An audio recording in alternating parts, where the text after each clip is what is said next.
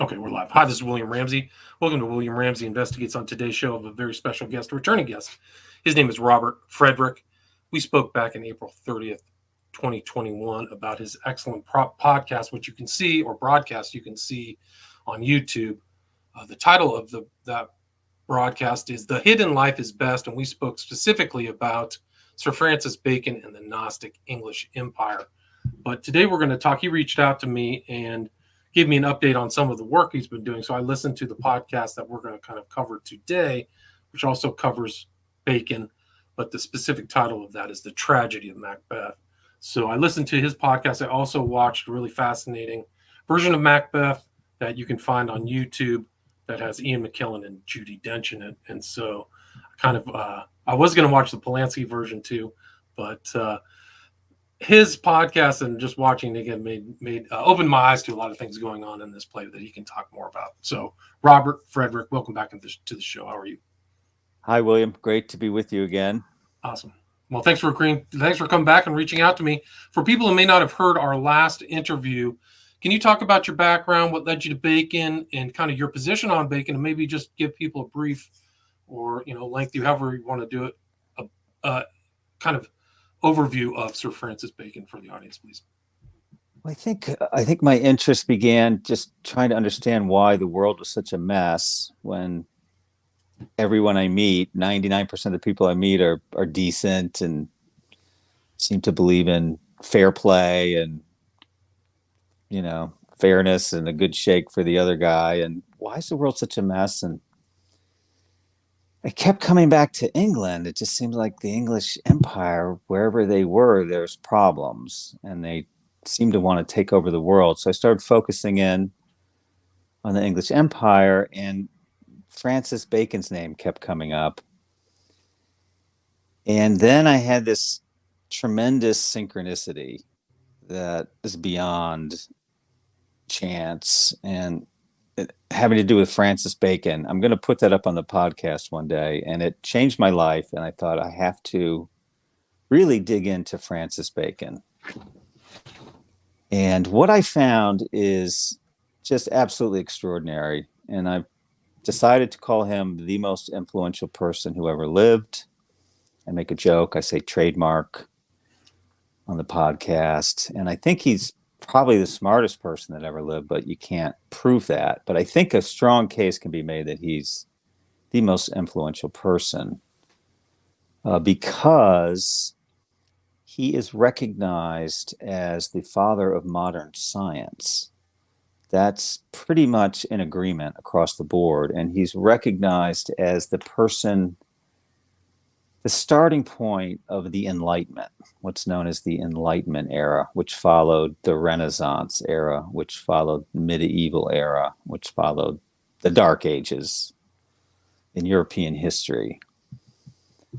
And that's quite a distinction. That's quite an honor. And that's kind of what he's known for, a philosopher of science.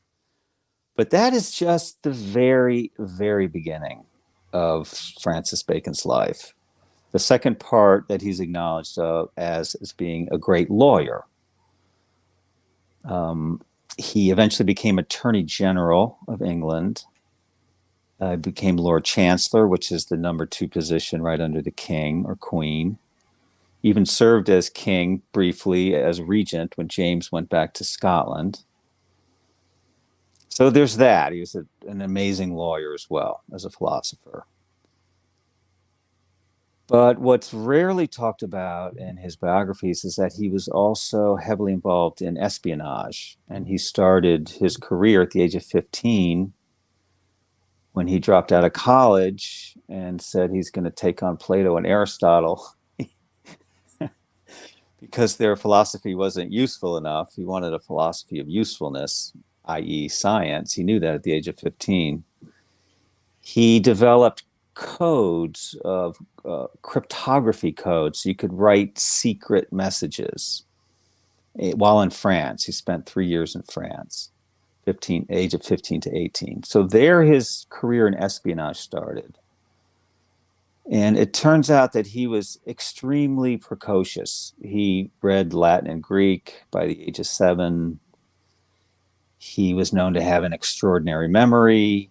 He was born right next door to the palace of Queen Elizabeth. He had absolutely the most fertile ground possible for developing an extraordinary mind. He had absolute best education. The Elizabethans did prize education for the aristocrats. And he is rumored to eventually have read every book in print at that time, especially, the stuff that wasn't translated into English yet. And Bacon researchers say some pretty amazing things about him. A lot of it can't be proven, but he's suspected of having written a lot of books that are not under his name. Now, again, we're just getting started here because Francis Bacon is very strongly associated with the Rosicrucian movement. That's also something that's generally agreed to across the board because his writings are so close to what the Rosicrucians wrote about. And he really tipped his hand in his most famous book, The New Atlantis, which is extremely Rosicrucian and kind of ends in this almost like Gnostic symphony. And it's a very interesting book. It's very famous, and it's all about a utopia, quote unquote utopia, that's based on science. It's part of kind of a fantasy tale where these sailors discover this island somewhere in the ocean, and they describe it. And it's very Rosicrucian. Now, the Rosicrucians were forerunners to the Freemasons. And there are a lot of people that finger Francis Bacon as someone who molded modern Freemasonry. And Freemasonry, in my opinion, there's a great book called Born in Blood by an independent historian who's brilliant, John Robinson. I think he's passed away. That traces that kind of ends the rumor that the Knights Templar morphed into the Freemasons. So Freemasonry does go back. Its symbolism does go back to ancient religions, and definitely goes back to the Knights Templars, who originated in the 1100s and spent Jacques a lot de of time. Molay. Jacques de Molay is kind of the famous. Yeah, that's a whole giant topic, the Knights Templars and turning into the Freemasons. But by all appearances, Francis Bacon was heavily involved in kind of creating modern Freemasonry, which centers a lot around theater and ritual. And then it appears by all metrics that I can come up with that Francis Bacon was also Shakespeare. The evidence is really overwhelming when you spend some time looking at it. It's just shocking. So those facts, I think they're facts about Francis Bacon, and I'm not alone. I'm far from alone in saying Right, you mentioned the Bacon Society, right? The Francis Bacon Society, and there's tons of literature and interviews on YouTube of people saying this person Shakespeare could not have existed because he didn't have access to all of the information. Like Bacon is a perfect overlay for all the things that got put into Shakespeare: the French words, the history, the access to libraries. Yeah, so he's the perfect candidate. And I just want to say, for anyone who's not convinced yet that Shakespeare didn't write Shakespeare, there's 3 great videos on YouTube. One is by Diana Price, who's a scholar, who finally went in and did the dirty work and could find literally 0 evidence that William Shakespeare of Stratford-upon-Avon had anything to do with writing the Shakespeare plays. She has a brilliant book called the Shakespeare's Unorthodox Biography. And that's the name of the video on YouTube. Diana Price, Shakespeare's Unorthodox Biography, which is kind of scientifically shows that no way did this person write the plays. It doesn't even look like he could write or read, which is really weird. Mark Twain, an early adopter of the Bacon theory, wrote a book called Is Shakespeare Dead? And a man named Keir Cutler has made a 1-person theater piece out of it. Is Shakespeare Dead? Hysterical. And then there's an amazing video called Cracking the Shakespeare Code by a Norwegian fellow whose name I forget, who wrote a book about Bacon and Shakespeare, and he engages with an English Shakespeare scholar, and they discuss the evidence over an hour and a half. It's a brilliant, brilliant documentary. It's really fun and well made and informative. So I would, if you're on the fence about whether Shakespeare wrote Shakespeare, watch those three or any one of them, and have your mind blown that this incredible fact has been kept a secret for almost 400 years. Although the dam started breaking around 1850 when Delia Bacon, an American woman, started this movement. However, in Bacon's time, there were rumors and there were poems written that implicated Bacon as Shakespeare. But that we're getting into the weeds there. But right. And you said, I think in our last discussion, you said even mentioning that Shakespeare wasn't the author of this, even in the 50s or something, was verboten. Like, whoa, you could get in real trouble. You get fired. Career. You pretty much couldn't say it if you had a job in academia. Yeah. You'd be a crazy person. You're nuts. You're fired. Get out of here. Kind of like today, if you question COVID policy. The original cancel culture was don't mention Shakespeare. And I've heard that still in England, it's kind of a taboo topic.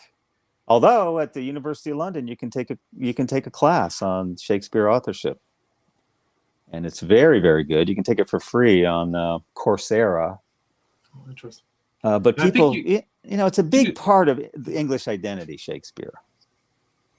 It might be the central part, actually, because it's like the classics of English literature are Shakespeare. All those comedies, tragedies.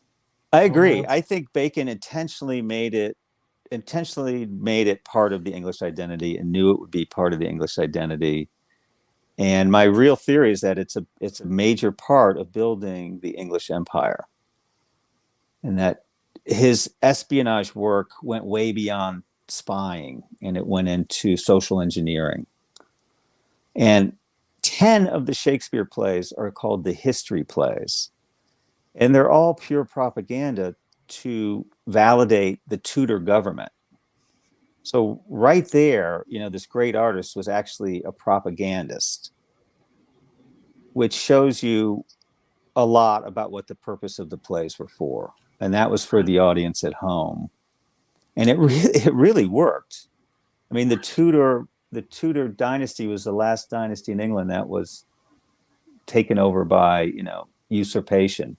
King Henry VII, Henry Tudor, defeated Richard III in battle. And since that time, it's been a fairly peaceful transition. There have been ups and downs. There was, Cromwell took over, but he had the Parliament with him at that stage. But anyway, Shakespeare it's known, this is standard Shakespeare scholarship, that Shakespeare was a propagandist for the Tudor regime. Goes against the notion that he was just some individual guy from Stratford-on-Avon, because you would assume that he wouldn't have that same agenda at such an early age writing these plays or something. Right. And this incredible knowledge of English history. And just world history. Julius Caesar is on point. Like, you had to know so many things. Yeah. And the characters of the people are correct. There's just so much that's astute. Like, somebody from the sticks may not get certain things correct, but like Julius Caesar is like almost in my opinion, this could be wrong, but it seems like it's a perfect representation of the death of Julius Caesar and the Civil Wars. Absolutely. And there's a scene in there that's very reminiscent of Mind Control, where Brutus makes a speech and the crowd is really angry, and he makes a speech and calms them down, and then makes them angry at someone else, and they run out and murder, quote unquote, the poet. He kind of makes the crowd mad with his speech. I'm not prepared to talk about that, but it's just another example of what I keep seeing in Bacon's work over and over again. Because what I've also found is that Freemasonry is basically a Gnostic religion, and Bacon's writings really smack of Gnosticism, which is an ancient group of religious sects that believe that the God of this world is evil. and that this world, that the God of the Hebrews is created this world to trap our souls here. And that comes up over and over again in his work. And the idea that Freemasons are Gnostics isn't really known to the average Freemason, but Albert Pike writes about it. And it's kind of a complicated discussion, but it comes up in Macbeth. And in Macbeth, the three things that get tied together are the Freemasonry, because there's a lot of Freemasonry in Macbeth, according to Freemasons. And the Freemasons were not public until 1717, some say 1723. And Macbeth was written around 1606 to welcome King James to the throne of England. It's also called the Scottish play because it takes place in Scotland. And they avoid saying the name Macbeth because it's bad luck too, right? Or something like that, right? So that's why they call it the Scottish play. Spooky, scary play. It's really brutal. It's really horrific. It's really nihilistic. And people feel like it's got a curse on it and that they have bad luck when they do the play. So they try not to say the name Macbeth when they're talking about the play, when they're in the play as actors or directors. So they say Macbee or they say the Scottish play. It's like an urban myth or urban legend. You don't mess around with that. For people who don't know the background of Macbeth and the storyline, can you provide just a quick overview about what so the play is based loosely on true events. There was a King Macbeth, and that King Macbeth did kill the previous king, King Duncan. But he didn't do it surreptitiously. He didn't do it at night while the king was sleeping. He kind of, for those days, fair and square, took the kingship in hand-to-hand combat. And he murdered King Duncan, and he became King Macbeth. But instead of being crazy and destroying Scotland, it was actually a peaceful reign for something like 11 years. And unlike Macbeth, where there's zero Christianity, there's zero redemption, there's almost zero positivity, besides what I'm going to reveal later in the interview as who is the true hero of the Macbeth play, which goes unnoticed, but it's right there. It's right there in the play. There's no Christianity, but the real Macbeth actually did a pilgrimage to Rome and stayed for a few months. I think it was Pope Leo the Ninth, who's supposed to be a very good pope, and he spread money around. He gave tons of money to the poor. And he was very Christian. And none of that is in the play. The play just kind of uses it in a completely different way. And there is some more history in the play where they do reference the King of England. King, what was his name? Oh, geez, I forgot the King of England's name at that time. That's too bad. Should have written it down. Who was actually a fairly saintly character, apparently. He was the only English king to ever be canonized. He's known as Saint. It's not coming to me. I'll look it up. I'll let you know. I should know, too.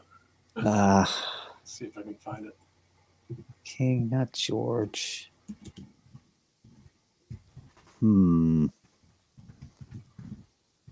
So there is some history in Macbeth.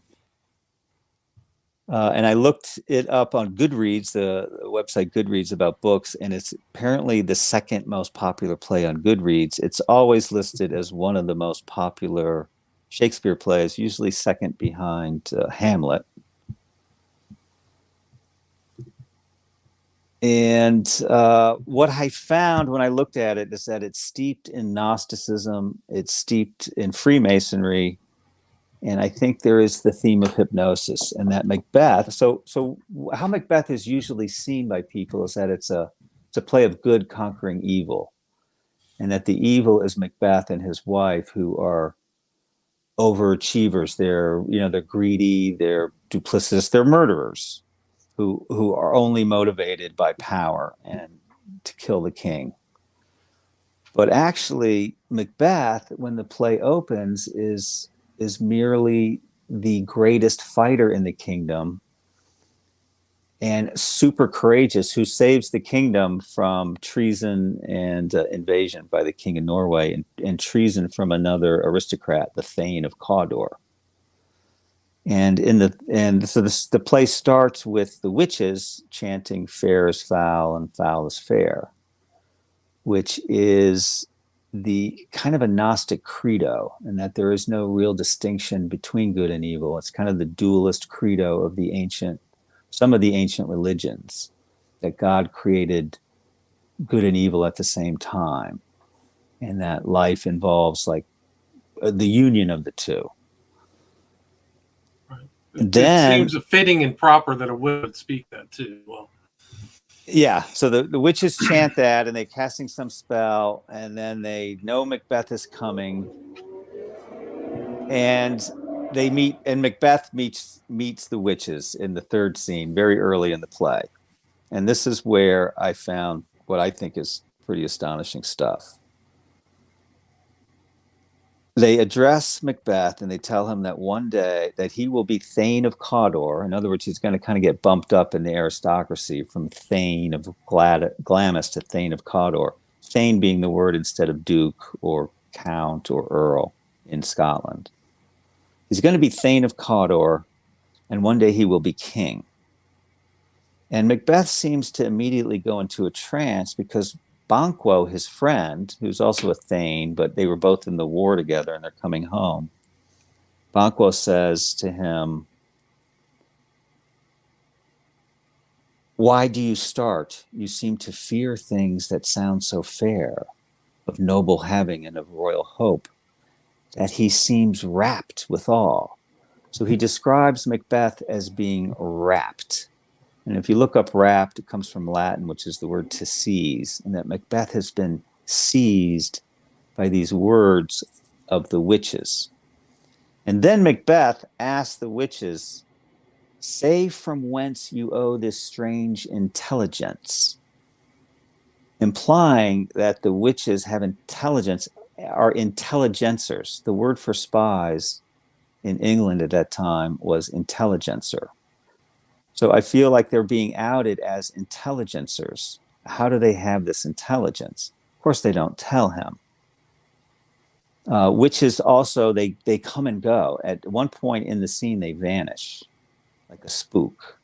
They're spooks. And spook, of course, is another word for a spy. a modern word for it, right? Yeah. So Banquo sees the witches too. They're not a figment of Macbeth's imagination, and they're not some kind of metaphor for evil. They actually exist in the play. They come up again later in the play. Banquo sees them, Macbeth sees them. They both agree on what the witches said. They said the same things to both of them. And of course, they say that Banquo's will sire kings. Macbeth will be king, but Banquo's kids will someday be king. Banquo's offspring will be king. And then, astonishingly, Macbeth says, "Why do I yield to that suggestion?" And the suggestion is murder. He says then that my mind is filled with thoughts of murder. Specifically, he says, "Why do I yield to that suggestion, whose horrid image doth unfix my hair, and make my seated heart knock at my ribs against the use of nature? Present fears." And then he's saying that even before he meets his wife, right? Yes. Yes, that's very important. Mind is filled with murder. For no reason. He doesn't understand it. He said, "Makes my heart knock against my ribs." His heart is pounding. And he says, "Nothing is but what is not." And that's kind of the theme of the play. Nothing is but what is not. The play is, in my mind, designed to pull the rug out from under you. You're not sure what's real, what's not real. There doesn't seem to be any center. There's no center of good. This theme constantly comes up, that you can't tell what's true and what's not true by looking at someone, by listening to someone. There's no art to finding truth in the construction of a face. It comes up 3 times in the play. And Banquo again then says, "Look how our partner is rapt." Again, he's like taken away. And that's how sometimes hypnotized people look. So immediately the witches somehow put into Macbeth's mind to murder the king, which was not there at all before. Macbeth does not seek out the kingship. He doesn't do any magic spells. He doesn't call on the witches. He doesn't call on any dark forces. He's just trying to get home after a hard day's work. And the witches interfere. And Macbeth is never the same.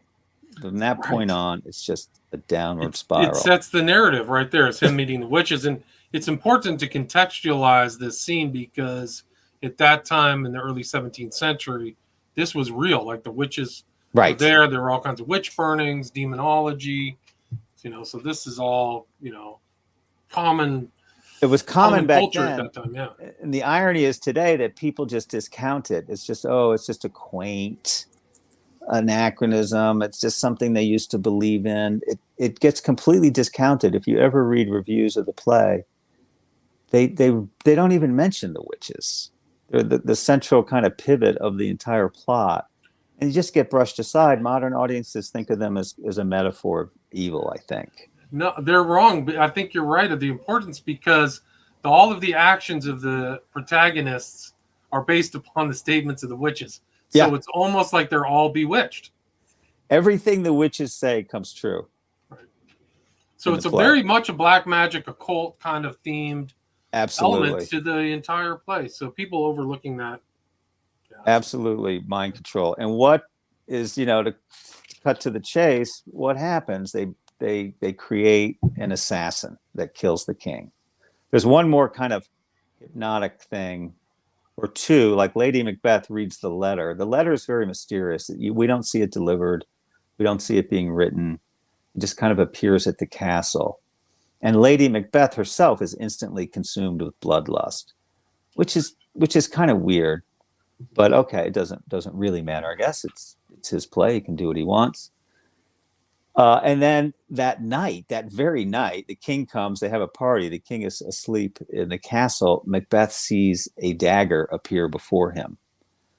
And that's another technique of hypnosis. You can absolutely make someone see something that isn't there, or make someone not see something that is there. And this is very clear in a great book by George Estabrook called Hypnosis, which used to cost $5. It's out of print. I looked for it recently. It was $200. He worked for the OSS. He brags about creating mind-controlled soldiers. He says it's not very moral, but this is war. You can find the book online. If you go to thehiddenlifeisbest.com, there's a link. Somebody has put it up online. You can read a lot of it. It really will blow your mind about the possibilities of hypnosis. And Macbeth, to my mind, is under hypnotic control. And he kills the king. Now, one of the reasons I think he's obviously under hypnotic control is that he immediately feels remorse. And so does Lady Macbeth. That's a key part of the play, is that they both feel horrible afterwards. Lady Macbeth eventually spirals into an intense, insanity and depression and seems to kill herself. And that doesn't happen to cold-blooded killers who are set out to kill someone. How often have a cold-blooded killer, gone in and apologized, or 20 years later confessed to the crime? They don't seem to do that. It doesn't happen often. They don't have the conscience. That's why they were a cold-blooded killer. So that also, to me, implicates them that they were forced, they were coerced into doing it, really almost against their will, which can be done. We've been told that under hypnosis, you won't violate your own internal moral code, which frankly is true unless you trick someone. Right, into thinking that it is the right thing, right? Exactly, which is in George Estabrook's book. They actually tricked these secretaries. They just grabbed these two secretaries in the office they were in and hypnotized them and said that the person in front of them is trying to kill them. And so the secretaries tried to kill the person who they thought was trying to kill them. That didn't violate their moral code. And Darren Brown, the great Darren Brown, the hypnotist performer, has a piece. I should have written it down, but he actually recreates a Sirhan. He picks this guy out and deeply puts him into hypnosis, which takes weeks. It doesn't happen in 5 minutes like it does in Macbeth. But that's kind of just compression. They do it to him, I think. But Darren Brown has this thing that, is it possible to create a mind control killer? And he does. He does. And he has this guy stand up and shoot someone in public, just like what Sirhan Sirhan did. It's fantastic. Fantastic episode of Darren Brown. And then what happens is the kingdom is thrown into chaos. Macbeth has to continue killing because in this kind of mythic sense, he senses that Banquo's children are going to be king, and so he has to try to kill them, which brings up this kind of mythic sense like Moses, like Jesus, even all the way back to Zeus, where the ruler is afraid of being usurped by a young person and has to go on a killing spree. And what happens, long story short, of course, is that the kingdom is thrown into chaos. And eventually, one of the characters named Macduff comes back to England from Scotland. He's another Scottish aristocrat and kills Macbeth. And Macduff is sort of the putative hero of the play because he slew Macbeth. And it sort of looks like good conquered evil. But Macduff, if he's a hero, he's an anti-hero because very clearly in the play it's shown that he leaves his wife and child to go to England. And he goes to England to chase after the slain King Duncan's son who fled to England. King Duncan's son, when he finds out that his father was killed by Macbeth, what does he do? He immediately runs away. Him and his brother go, we better get out of here. And they just skedaddle. They don't try to find out the killer. They don't try to defend their father. They're actually in line to be king, in the way things worked back then, but they run away. So they're completely unheroic. Macduff abandons his family to chase after this cowardly son of the king. His family gets killed, and one of probably the most gruesome scenes you could see. I mean, it violates all codes of filmmaking because it puts a child in danger. In fact, on stage, in the play, as written by Francis Shakespeare Bacon, the child gets knifed in cold blood. Obviously cold blood, it's a little boy, by some hired killer of Macbeth, and the wife gets raped and knifed for no reason at all. It's just Macbeth has gone insane. There's absolutely no reason for this murder. And Macduff let it happen. He abandoned his family. So at the end of the play, what kind of hero is this? Neither one of them, the new King Duncan and Macduff, who killed Macbeth, are not heroes. There's just no heroes in the play, except there is, unconsciously, is the English army. Because it's the English army has been invited to invade Scotland to restore order that was created by the assassination of the king, who was killed by a mind control killer orchestrated by English intelligence. And this is something that has since then happened. I mean, that's an event in world history that obviously Sirhan, strange lone nut assassins have knocked off presidents. I don't know if we talked about Sirhan before we went on the air, but there's your perfect example. Okay, here's the name of the king. We did. We talked about that Chase Hughes video of him going into Sirhan. Oh, here's the name of the king. His name was Edward the Confessor. The most pious Edward. So he gets name dropped in the play. When Macduff goes to England, they actually start talking for some reason about the most pious Edward the Confessor, who is given in the play Christ-like powers of healing. They don't mention Christ. Christ is never mentioned in the play. But Edward has these healing powers. It used to be called the King's Touch. The subjects would be so sick from the rotten conditions in London, they would grow sores on their neck called scrofulous, which is where the word scruffy comes from. And even King James would do this. He would go around and give them a coin and kind of touch their neck with the coin, and it was supposed to heal their necks. So the kings had these Christ-like healing powers. That was something that actually used to happen.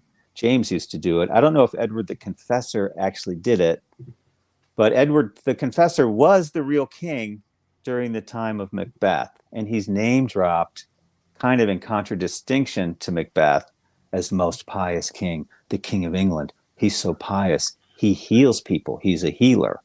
And he raises an army that invades Scotland. So the Christ-like pious, the confessor, Edward the Confessor, is kind of the hero of the play, but it's really the English army that invades and allows Macduff to even get close to Macbeth, because apparently the Scottish could not handle Macbeth without the English army's help. So that help. So that's really, in my mind, there is a hero in the play, and it's only put into you unconsciously that great and wonderful England has saved the day again and brought order to Scotland, which couldn't take care of its own problems, which is kind of the rationale for the English Empire. Right, but it's also full of witches too. There's a bunch of witches in Scotland, and there's a bunch of people stabbing each other, and crazies, mentally ill people, and we've got this holy confessor character, and we're doing the right thing. It's God's will. We're above reproach. Yeah, which morphed into the white man's burden, right? The crazy philosophy that. Right. God damn, we just got to go help these savages. We just got to go help these savages, yeah. I don't know about roads. That's the whole British Empire in a lot of ways. So you can see that ideology or that blueprint in the view of Shakespeare's Macbeth. Yep, then it's right there. The whole multiplied ideology. 1,000 times all over the world. Absolutely, it's right there, and it's using occult mind control techniques. And the other thing we find in Macbeth is that it's filled with Freemasonry, which gets kind of complicated. You'll have to go to episode 4 of Francis Bacon and the Gnostic English Empire. It's on Apple and Spotify. It's on Apple and Spreaker for the details of that. But there is a Freemason named Brother McGuffey who details all this Masonic symbolism, especially in the death of Macbeth, which is a little bit veiled. If you're not a Mason and you haven't studied Masonry, you wouldn't catch the symbolism. But Brother McGuffey details it in such a way that it's inescapable. There's a lot of number symbolism and visual symbolism that to this Freemason is very, very clear. And again, you'll find the link to that on my website, The Hidden Life is Best, from Brother McGuffey. So there's tons of Masonry. It even seems to recapitulate the entire Hiram Abiff theatrical centerpiece of the Masonic initiation in the way that Banquo is murdered. And again, it is thought that Francis Bacon created that theatrical part of Masonic initiation. And partly this all holds together because Bacon is so heavily implicated in the Rosicrucians, that standard scholarship. And the Rosicrucians are, again, standard scholarship, considered precursors to Freemasonry. And there's so much Freemasonry in Shakespeare before Freemasonry was known about publicly. It was still actually a secret society. That all these things support each other. And there's a lot of people that think Bacon was heavily involved in creating Freemasonry. And there's thousands of people that think Bacon was the real Shakespeare, and there's mainstream scholarship that believes that Bacon probably was almost wholly responsible for the Rosicrucian movement. And the Rosicrucian movement is triple fascinating because it was really science-based. It was, again, about science. Like, we are this hidden college seeking knowledge. Right, the invisible college, right? And they wanted to, get this, end old age and disease. In other words, they wanted the secret to eternal life. They kind of wanted to become like God. They wanted the powers of God. And it's directly linked to today's transhumanist movement, which wants to end death. They want to be able, Ray Kurzweil, works for Google, really thinks he's going to download his consciousness into a computer and, in effect, never die. He really and truly believes that. And that's the goal of transhumanism, is to live for hundreds and hundreds and hundreds of years. Maybe eternally. I don't know if they the elixir of life, I think, is what they called it back then, right? I think it was the elixir of life, or the philosopher's stone was something different. Yeah, they really kind of believe that, and that's kind of asking for godlike powers. And they would believe that because they don't believe in God. They don't believe that there's an afterlife. They don't believe that there's any kind of eternal life for the soul, or that they're trapped here and they're just going to have to come back here.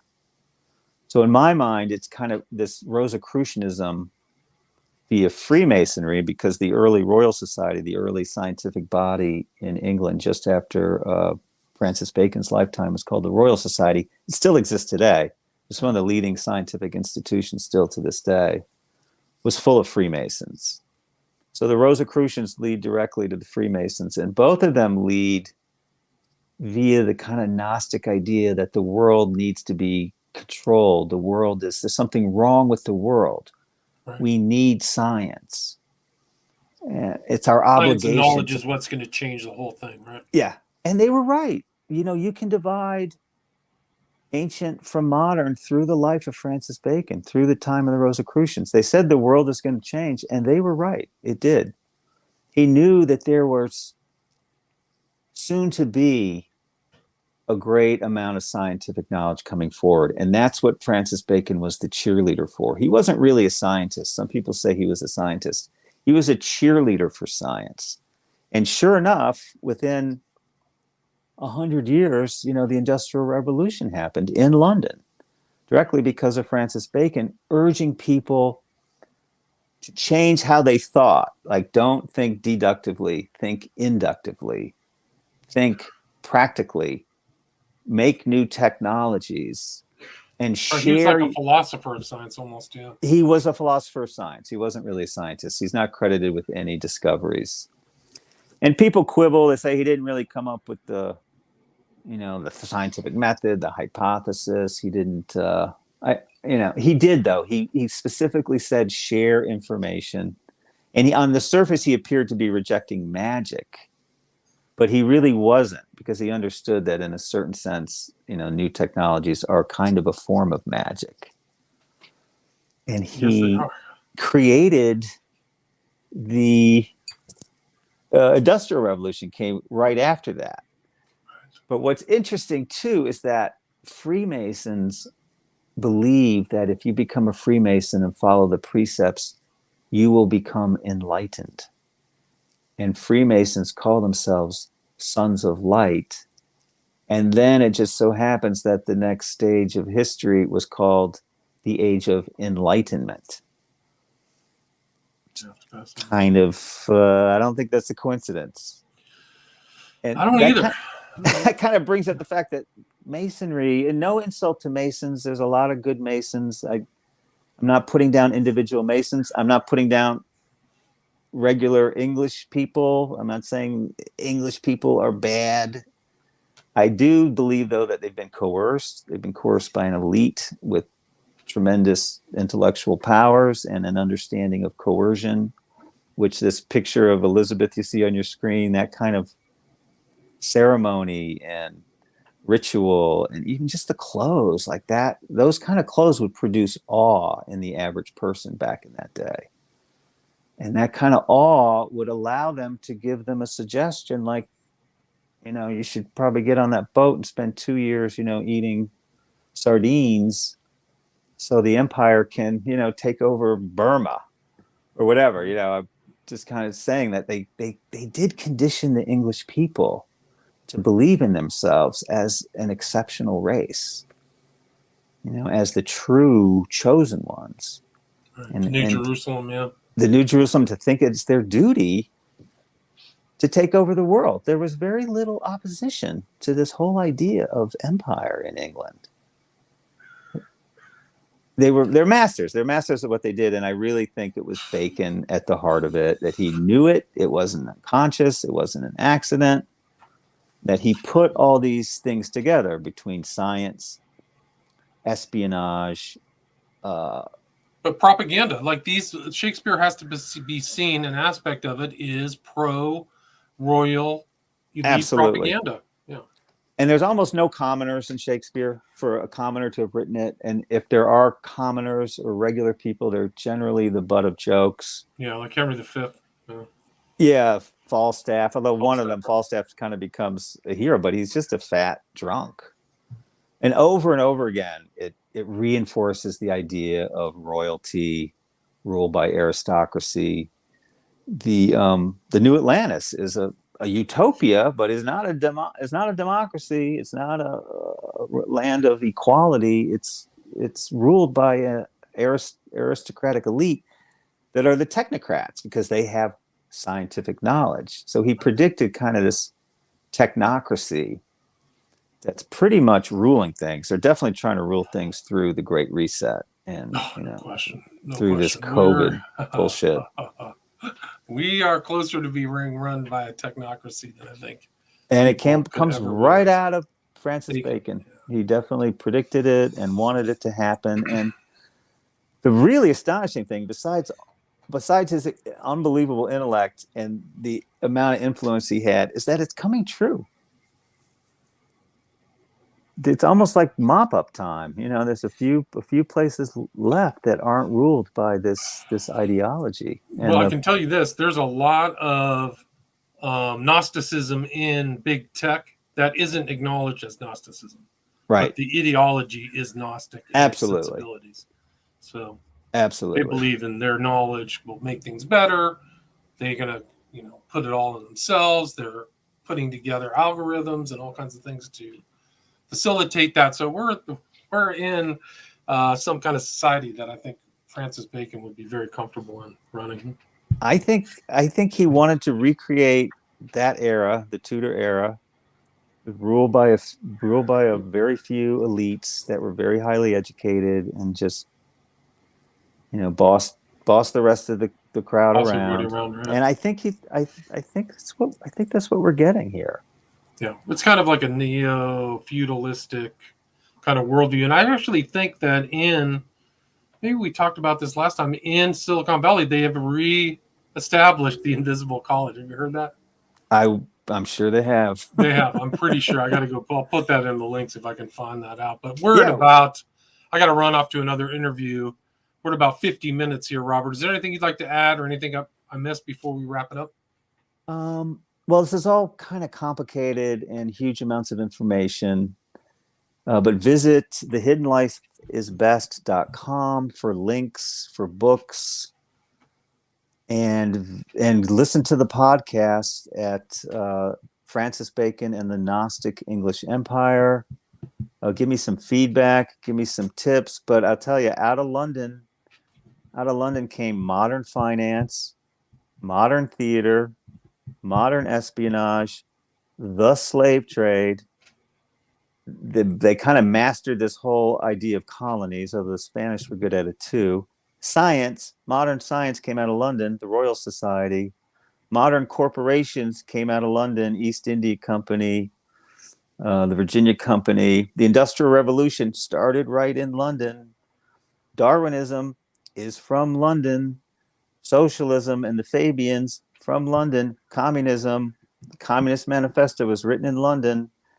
fascism, tremendous support for fascism. They kind of foisted it off onto the Germans, but that's what they did with the Rosicrucians too, was supposedly came out of Germany. But there's great links between England, Germany, and France, by the way. There's an amazing book called The Hidden History of World War One. Phenomenal book that shows how great the English are at espionage and kind of generating that war, which destroyed all the empires remaining in the world except one. You can take a guess which one that is. Could it be the English one? Maybe. Could be. Destroyed the Ottoman Empire, Austro-Hungarian Empire, Russian Empire. The Spanish Empire was still hanging on by a thread, and really cleared the path for the English Empire to continue on its merry way. And there's a great quote I have somewhere, I don't have it here, about how they manipulated nations to join World War One. It's a great book, Hidden History. But go to the website, thehiddenlifeisbest.com. They manipulated the U.S. into World War One. There's no question about that. It's a phenomenal book. They're phenomenal at statecraft, at manipulation. They are known as the perfidious Albion. Albion being another name for England. It is one of their nicknames. Here's the thing: they've been doing it for years. They've successfully done it for decades, centuries. So that kind of learning has been passed down for centuries. And really, that was one of the only failures they had was the United States. Almost every other one, Australia, Canada, India till 1947, I think. They were successful pretty much everywhere else. Oh, South Africa. And you'll notice that their protectorates, Australia, New Zealand, Scotland, England itself, Canada, are being the most brutal in the Great Reset. Interesting, fascinating point. It really is an important point. Yeah, really, so it just goes on and on and on. We're kind of just scratching the surface today, but I think you got a broad overview of what I stumbled on, and I'm just going to keep going. There's just more and more. Yeah, keep going. They're really fascinating research. There's a lot there. People go and listen to it on The Hidden Life is Best. It's Robert Frederick. His contact information is there. I'll put his email in the show notes. But thanks so much for your time. Really interesting. Thank you, William. All right, take care. Take care. All Bye. All right, bye-bye. Stay there.